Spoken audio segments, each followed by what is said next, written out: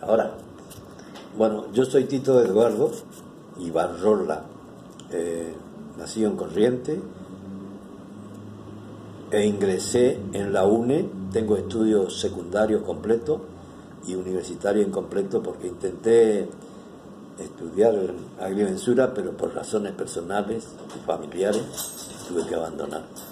Tengo 6 o 7 materias aprobadas. Después intenté nuevamente ser universitario, vamos a decir, y ingresé en la Universidad Tecnológica Nacional para estudiar licenciatura en sistema, y tampoco el cruce al Chaco debilita mucho cuando no tenemos los medios y el tiempo suficiente. Entonces era estudiar y llegar a un título universitario, o trabajar y mantener mi familia. Opté por esto último. Y eso no quita que yo haya actuado en el ámbito universitario ya como empleado y mamado y aprendido las enseñanzas, por supuesto, que nos da el trabajo diario en la gestión administrativa o técnica, porque yo fui una parte técnica y la última parte fui administrativo.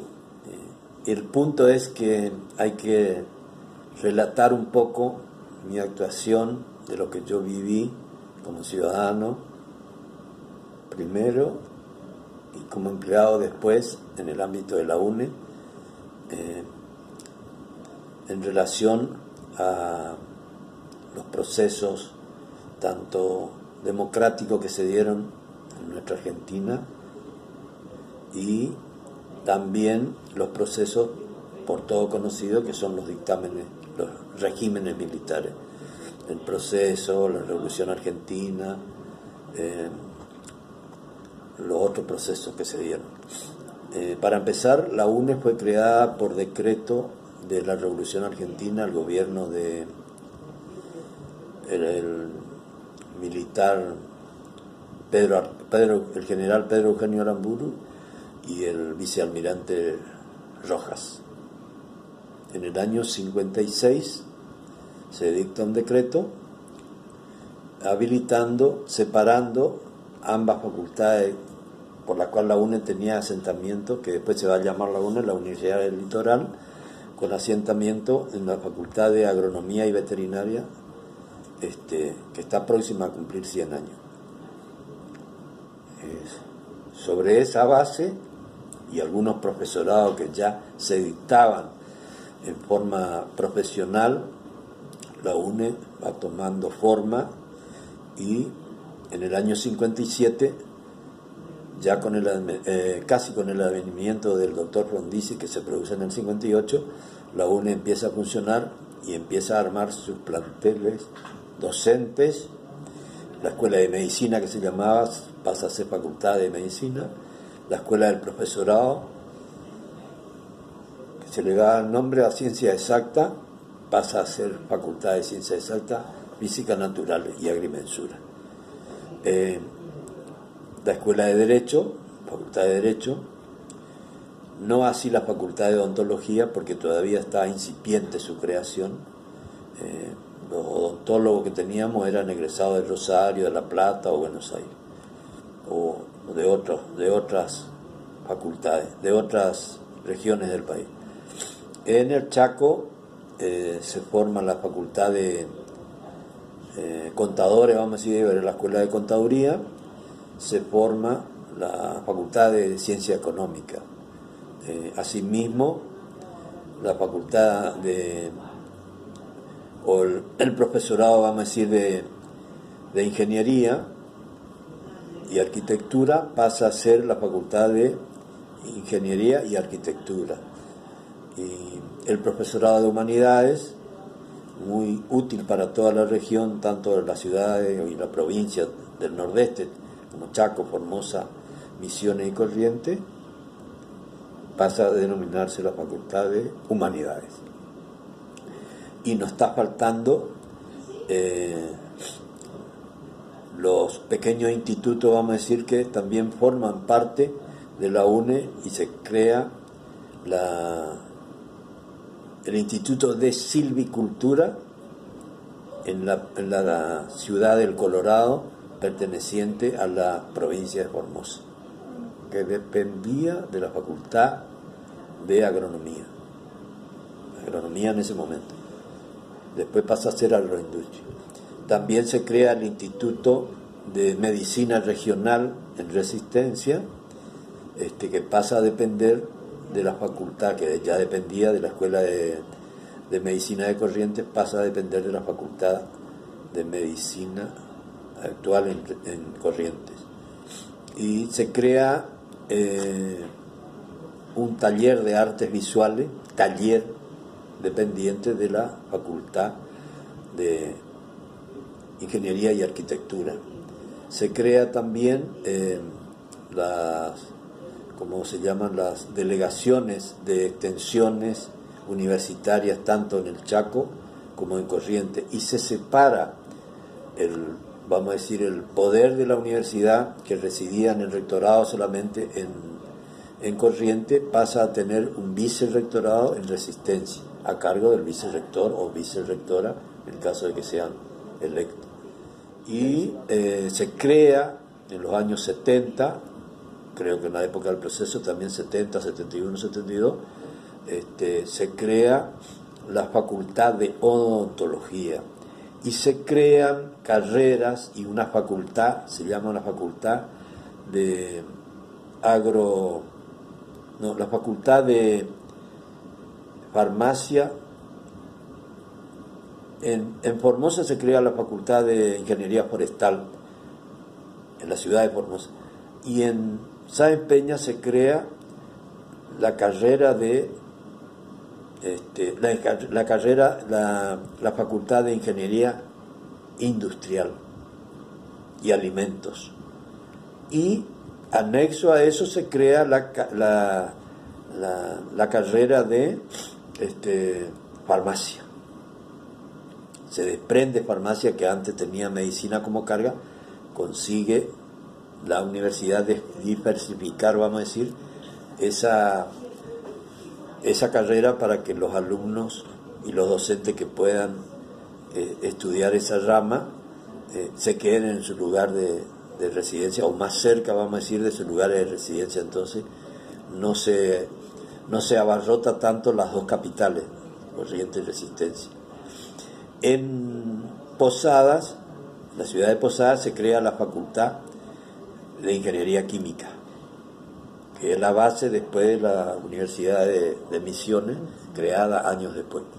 Y la base de la Universidad de Formosa también es la Facultad de Ingeniería Forestal, con carrera de Ingeniería Forestal y Técnico Forestal.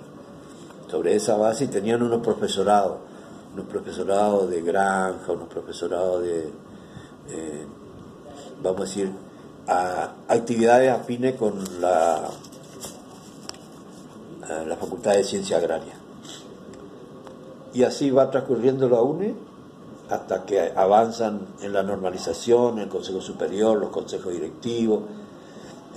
Solamente en el año tenían representación en los consejos directivos el personal docente y los estudiantes, en minoría por supuesto.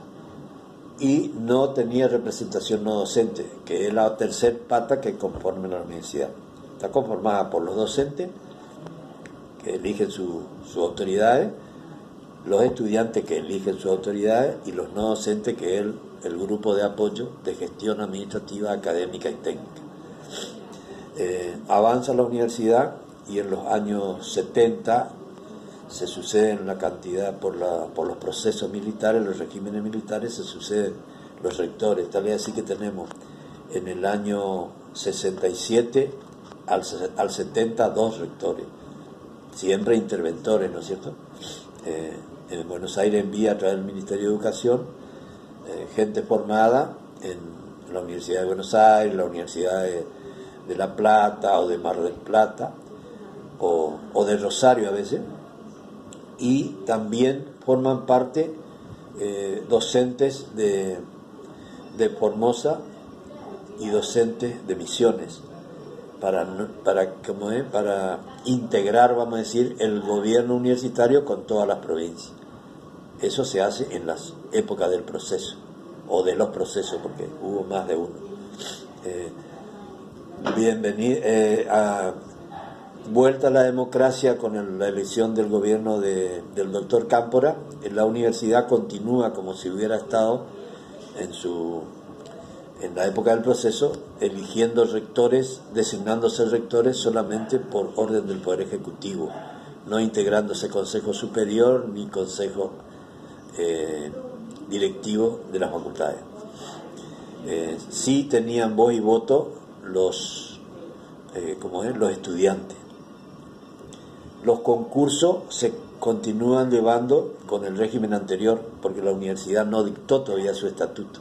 A raíz de todos los procesos, la universidad no tenía un órgano, o sea, su reglamento, su estatuto, de cómo se eligen las autoridades, qué duración tienen, cómo se eligen los profesores, cómo deben cursar las materias, cómo debe integrarse el cuerpo no docente, etc. Recién con el advenimiento de la democracia, superado el proceso militar, vamos a decir, el régimen que arranca en el 76 y termina en el 82, aparece los rectores normalizadores que le dan voz y voto tanto a los estudiantes como a los no docentes. Y se normaliza la universidad a partir del año 83 con un rector normalizador que dura 4 años. Y nuevamente se elige un consejo superior, primero los representantes, por supuesto, los asambleístas, eligen un rector que va a durar, y se aprueba el estatuto de la universidad a través del Poder Ejecutivo Nacional, que le da el marco legal a el funcionamiento universitario. Y de ahí en más sigue ese funcionamiento legal, eligiéndose de manera simultánea autoridades con sede en Corrientes, con profesores sede en Corrientes, y con autoridades con sede en Resistencia, y se van alternando. Tal es así que en el primer proceso, después de normalizada la UNE, el año sería 86-87, es electo un doctor con sede en Corrientes. Pasado 4 años es electo un ingeniero con sede en Resistencia, mejor dicho, en Saespeña. Pasado esos 4 años es electo un docente con sede en Corrientes, que ya se aplica el doble mandato, o sea, el mandato continuo de 4 años y prorrogable por otros 4 años, siempre con elecciones en democracia. Y en cuanto a la fundación de la universidad, el primer rector organizador fue el ingeniero y arquitecto, porque creo que tenía los 2 títulos, Mastroianni, como se llamaba. Cuando aparece el proceso, que fue el periodo más, vamos a decir, más sangriento, porque aparecieron muchos desaparecidos y qué sé yo, la UNE también sufre parte de ese proceso, pero en menor medida en la UNE no es tan aplicable. Muchos hablan de 44 desaparecidos, no tenemos constancia de eso. Sí hay registro que desaparecieron 11 personas, entre estudiantes, docentes, y creo que un solo no docente ahí, que fue docente y después no docente y después siguió como estudiante en Resistencia. Lo que hay constancia son de 11 desaparecidos en la UNE.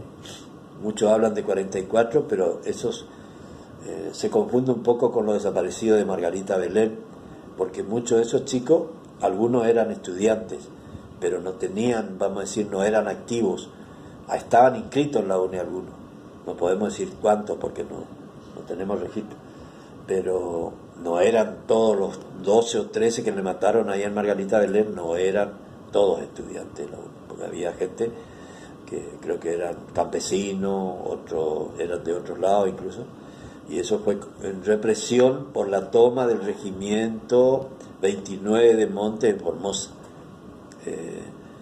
Sí tenemos conocimiento que activistas correntinos, por supuesto,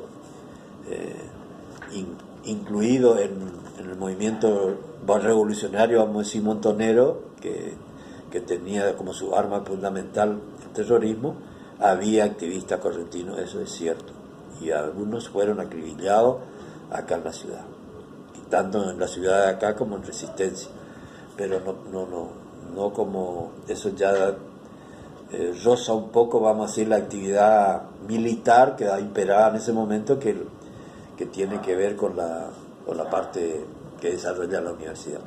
La universidad en ese momento se protegió, vamos a decir, buscó refugio en la iglesia, buscó refugio en los mejores ciudadanos que tenía la UNE, la sociedad misma, y trató de que tanto en Resistencia como en Corrientes y en las otras ciudades donde tenía injerencia la UNE, la persecución fuera la mínima, y aquellos que ya eran deliberadamente, vamos a decir, adheridos o ubicados dentro del movimiento que se estaba gestando, era imposible. Pero sí es cierto, dentro de la UNE había, vamos a decir, gente, no podemos decir docentes o no docentes o estudiantes, que sí daban información a los servicios, porque los servicios son los que actuaban en ese momento, tanto el servicio del ejército como el servicio del gobierno, que para mí estaba funcionando el mismo, y las fuerzas de seguridad respondían a ello. Entonces todo aquel que era sospechado y era sindicado, vamos a decir, se elaboraba un protocolo, se lo llamaba, se lo juzgaba, se lo retenía, o si tenía injerencia. Tenemos conocimiento de que algunos compañeros no docentes fueron secuestrados por las fuerzas especiales, y el obispo de Corrientes, no sé, el de Resistencia, medió en varios de esos casos y fueron liberados. O sea, eran gente que simpatizaba con el movimiento montonero peronista, vamos a decir, pero que no llegaron a ser ni juzgados, ni sí detenidos, pero no torturados, ni, ¿cómo es? Hecho desaparecer. Y eso quedó en la ¿cómo es? En la retina de los que vivíamos acá, y bueno, fuimos aguantando. También otro hecho grave que tuvo la universidad fue el levantamiento del 29 de mayo, fecha en que le matan a nuestro benemérito Juan José Cabral, justamente en la Plaza Cabral. Se fue una represión de las fuerzas de seguridad de ese momento, que estaba en pleno, ¿cómo se llama? En pleno desarrollo. Y fue toda una protesta porque la UNE decidió cerrar el comedor, los comedores estudiantiles. Había uno en Resistencia y otro en Corrientes, y eso eran donde el estudiantado manifestaba su repudio por el accionar del proceso, y llevó a este enfrentamiento, ¿no es cierto?, que terminó con la muerte de este chico Cabral, un estudiante de tercer año de medicina, oriundo de Paso de los Libres. Y me tocó vivir a mí esa época porque creo que fue en el 69, y yo estaba trabajando en la Facultad de Ciencias Exactas, esa siesta tarde, porque fue como las 3 y pico de la tarde. Estaba nosotros en la Facultad de Ciencias Exactas por la calle 9 de Julio, casi San Lorenzo, y el enfrentamiento con la policía fue en la Plaza Cabral, o sea, a 1,5 cuadras más o menos de donde nosotros estábamos. Y salimos todos a ver, porque era una corrida impresionante de fuerzas de seguridad, policía, auto, moto, qué sé yo, y el estudiantado que se estaba manifestando en la Plaza Cabral, porque como estaban cerrados los comedores, el estudiantado se manifestaba. Y todo el repudio era por el cierre del comedor, porque como todos saben, el estudiante mal que estudia en esta universidad necesita el comedor, porque es una ayuda importante para las familias, que son los que mantienen, ¿no es cierto?, al estudiantado de sus distintos lugares de origen. Y también significó un quiebre en el proceso, sobre todo en las autoridades universitarias, le costó la cabeza al rector, en esa época era el doctor Walker, y a toda la cúpula que en ese momento tenía el proceso, que no era el proceso de represión, vamos a decir, que estamos acostumbrados del 76 en adelante, pero sí ya Corrientes vivió ese proceso como si fuera un preludio de lo que vendría después. Después vinieron unos años aparentemente de calma, pero no era tan, siempre estaba latente que iba a saltar. Y volviendo ya cuando la universidad está normalizada, ¿cómo se llama? Se siente en el accionar tanto del estudiantado como del personal no docente y el mismo plantel docente, que era el mejor camino a seguir, la normalización, y a pesar de que algunos están descontentos, era acertado, vamos a decir, la decisión tomada, y hoy hay concurso, hay oposición, hay exámenes libres. Hoy, por esta pandemia, se puede ver también el avance en la virtualidad, donde el docente desde su casa o desde un aula imparte las clases y el estudiantado se amaña, y algunos se han recibido, otros siguen las clases, y continúa la UNE. Yo creo que tiene mucha proyección, a pesar de que ha perdido algunas ciudades, pero el estudiante, el que quiere estudiar medicina tiene que venir a la UNE, el que quiere estudiar ingeniería tiene que venir, el que quiere estudiar odontología tiene que venir, y no hablemos de derecho y contaduría y las otras carreras. Y específicamente, por ejemplo, hablando de mi gestión administrativa, es decir, yo la primera parte fui administrativo, hasta que se crea el centro de procesamiento de datos, le decíamos nosotros, un centro de apoyo a la gestión administrativa, y después se enlaza con la académica y de presupuesto.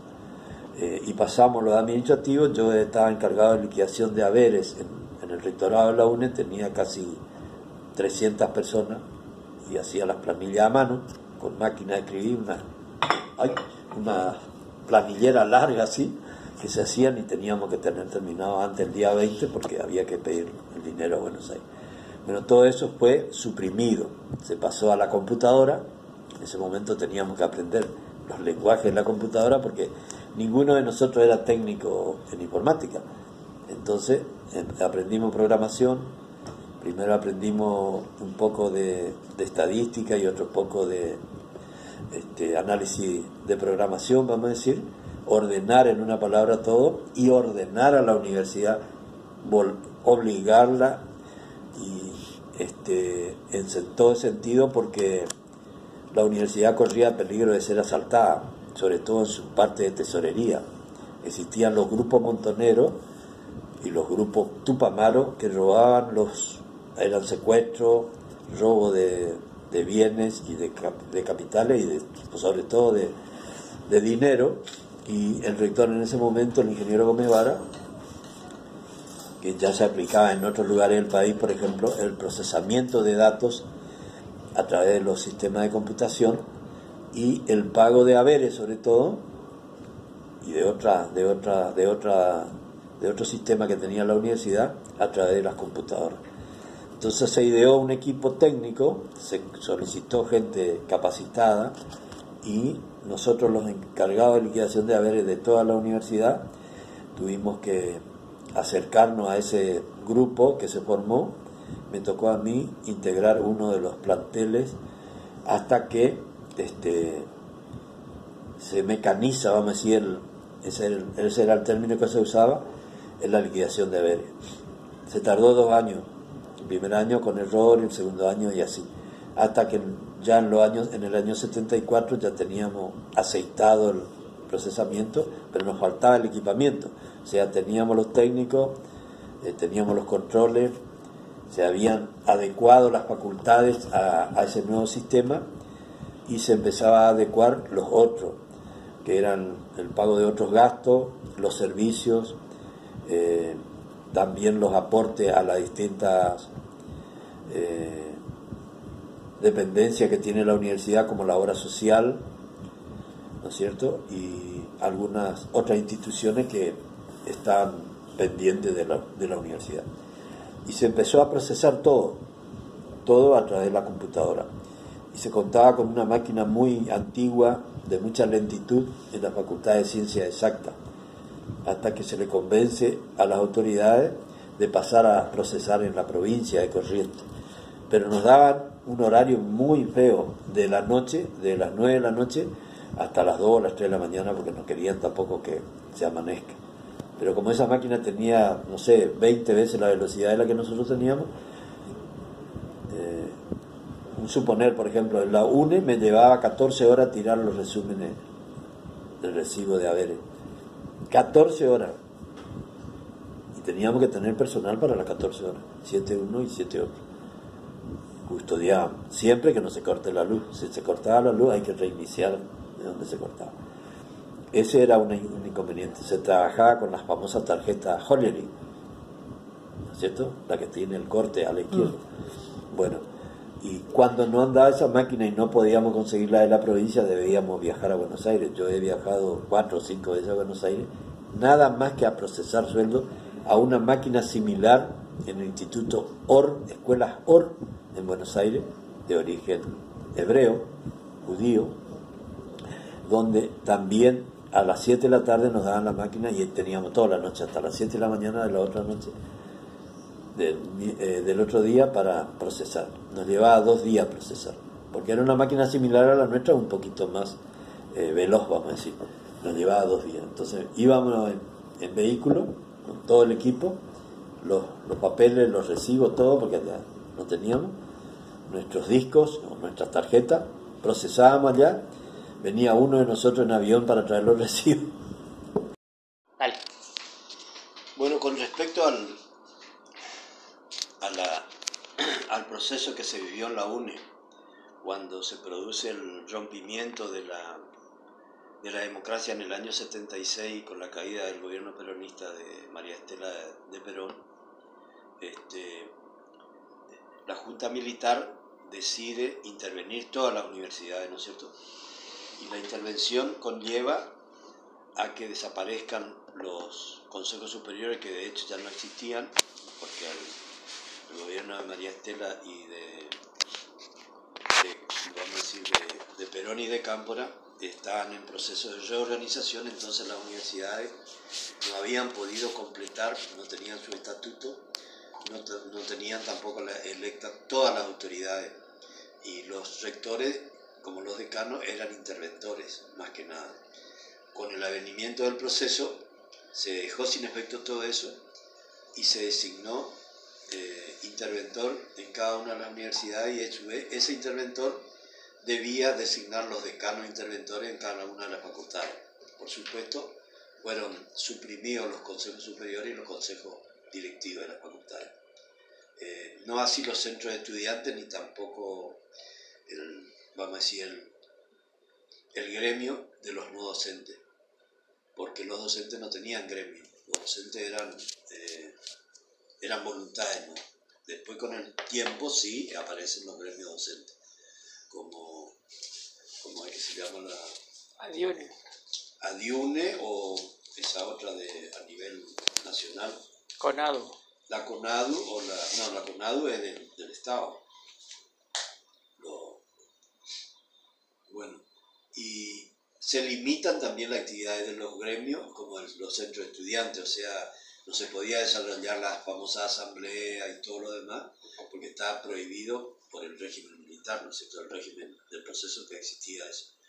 Y la UNE empezó a defenderse una forma de decir, a protegerse, a través del auxilio de la Iglesia, sobre todo en Corrientes y en Resistencia, porque la Iglesia, en ese momento los obispos tenían, a raíz de las desapariciones, que ya había desaparecido en la época del proceso militar y del gobierno de María Estela, que había creado un grupo paramilitar, la UNE busca, mejor dicho, los docentes, las autoridades, las que iban a ser autoridades, empezaron a buscar protección a través de la Iglesia. Entonces la Iglesia medió entre el delegado militar que vino o el interventor militar y las futuras autoridades que iban a ser designadas. Y hubo, por supuesto, un grupo afín a la iglesia que tomó el mando, que nosotros le llamábamos la tercera posición, los famosos tercermundistas, que en esa época, en los años 70, era un movimiento mundial, vamos a decir, donde obispos, curas, sacerdotes tenían una tercera posición respecto de la iglesia, en general, ¿no es cierto? Y eso incluía también a civiles, como docentes, como empleados, ciudadanos comunes y mujeres. Ese grupo, tercermundista como le llamábamos dentro de la UNE, fue la que copa la parada y rodea al interventor militar, haciéndole conocer su posición y que ellos no querían que se cesantee tanto a estudiante como se persiga, por supuesto, a estudiante, a docente y a no docente, porque ellos eran ciudadanos que vivían y porque tenían una forma de pensar no debían ser discriminados. Por supuesto, eso no fue acatado por el interventor militar y tuvo que buscar auxilio para designar autoridades, por lo menos en las facultades más revoltosas, a personas que no eran de la zona, vamos a decir. Y algunos fueron militares, uno en medicina y otro en humanidades, donde estaban las más revoltosas. Y también en esa época se fueron designando, se fueron separando las facultades, se fueron creando nuevas unidades académicas, porque el presupuesto que venía del gobierno alcanzaba para poder crear en un futuro las autoridades, designar las nuevas autoridades, los concursos, etc. Que todo eso estaba suspendido en el proceso. Y se logró que en Corrientes solamente lo desaparecido por el proceso militar hablan de 11 personas, entre estudiantes, no docentes y docentes, de 11 personas. Entre ellos algunos célebres como Rubén Ayala, un estudiante de Derecho de Posadas, Nicolás Artieda o Nico Artieda, algo así, Ramón Nicolás Artieda, un estudiante también de Derecho de acá de Corrientes, pues, hasta ahora vive su familia, y otros 2 estudiantes más que son los más nombrados, los que se recuerdan en el ámbito de la UNED. Después creo que hay un no docente del Chaco, que era no docente y después fue estudiante también. Y hay 2 o 3 docentes que nunca supimos el nombre, pero sí que figuran como desaparecidos. Ya desaparecieron directamente.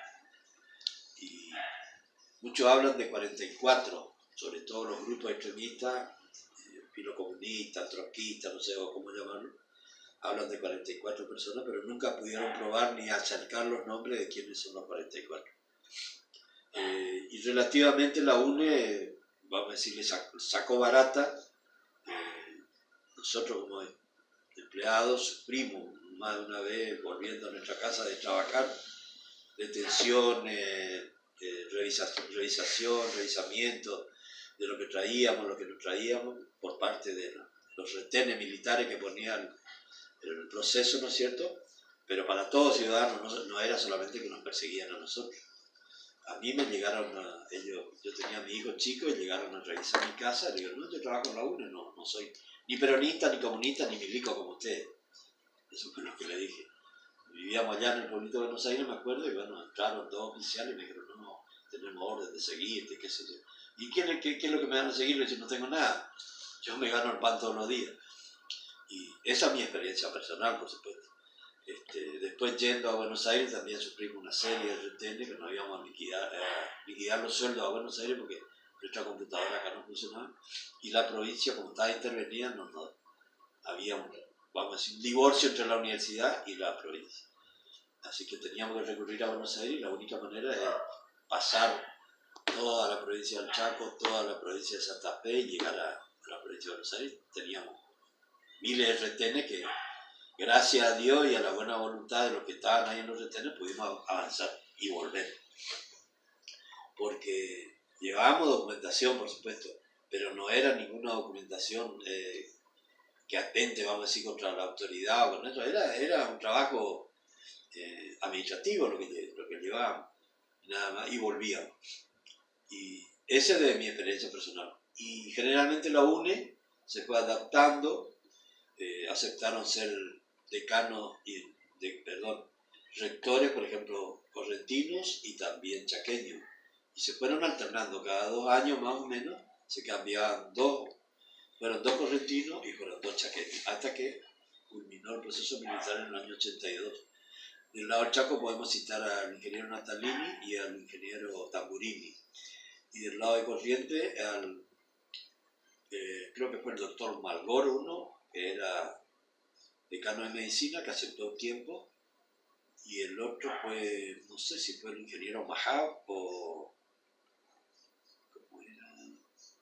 Ay, este nombre, un docente de humanidades, muy emparentado con la democracia cristiana, un investigador, no me acuerdo el nombre.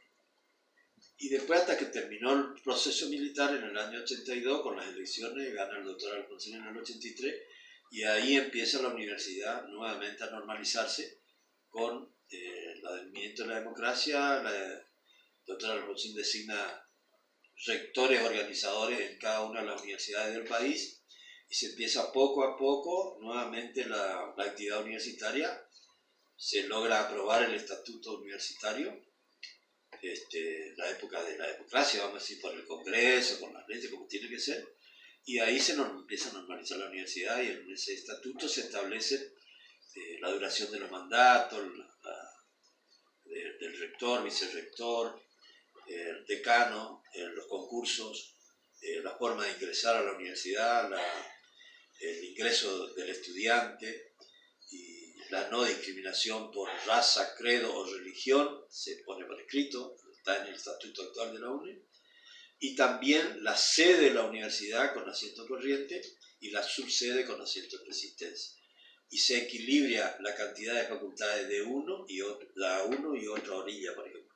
Si hay 7 facultades en corriente, tiene que haber 7 facultades de resistencia, para que la alternancia y el equilibrio entre ambas regiones sea armónica, vamos a decir, ya que la UNE perdió la sede de Sáenz Peña y perdió la de Formosa y perdió la de Posada, pero sigue funcionando la UNE. Yo creo que tiene un gran porvenir, porque cada vez más estudiantes acuden y estamos por el buen camino.